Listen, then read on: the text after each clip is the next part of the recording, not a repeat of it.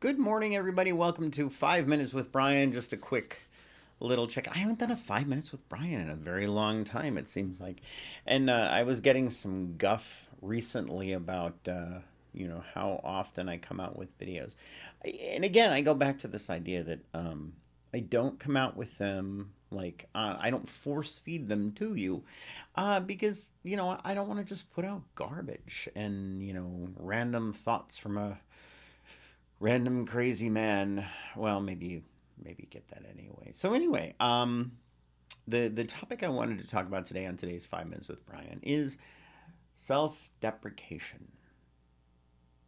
We as artists, writers, painters, sculptors, anybody who works in the performing arts, people who do ballet, uh, you know, people who compose music, we all do this. We all devalue our own work. Did you know that statistically speaking, it is actually pretty much more likely that a baby born, any random baby born, is going to write a novel than get struck by lightning? Yeah.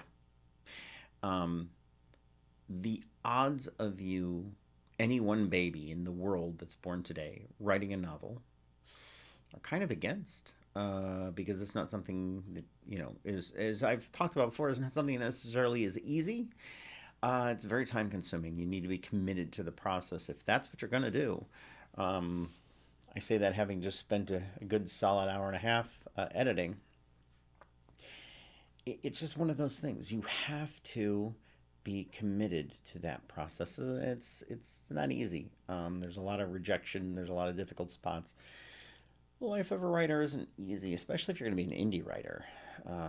That's even more kind of overwhelming. But you don't always be careful if you're doing art, no matter what that art tends to be. Do not devalue your own work. Now, it's a human, it's what we call, it sort of falls in the category of mindsets and biases. We have our own bias against our own work, Um, if you take two novels into a store and you're trying to sell them to a try to sell them to a bookstore to have them carried on the shelves, you wrote one and another person wrote one. You will automatically tend to price the one that you did not write higher than your own. The reason you're going to do this is because you see your own worth as having less value than something someone else did. It's not uncommon for people who are like well-established writers and artists, people who are famous, people who have achieved. By the way, I should do a video on my take on fame. What how it's. I don't want to become famous. I want to become self-sufficient. But anyway, I digress. Don't devalue your own work. If you have taken the time to write something or paint something or draw something or do art, taken that piece of your soul, tore it out and like showed it to the rest of the world. Don't devalue that.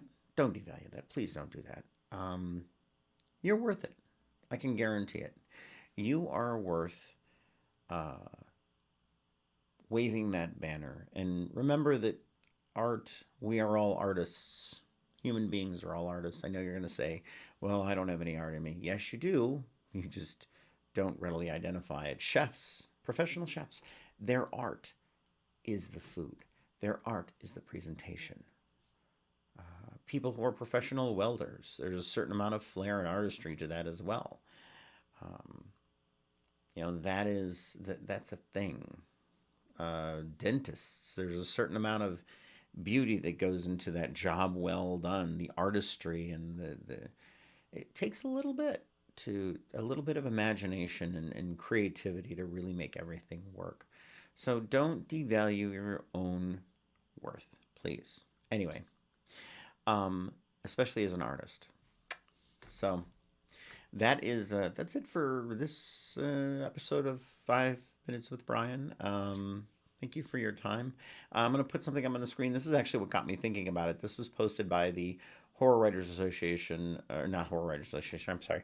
This was posted by Mr. Joe Ripple of Scares the Care. And I thought it was really interesting, so I grabbed it, scooped it up, and I'm like, "Hey, we're gonna talk about this for 5 minutes." Okay, thank you all. Have a lovely day. Brian out.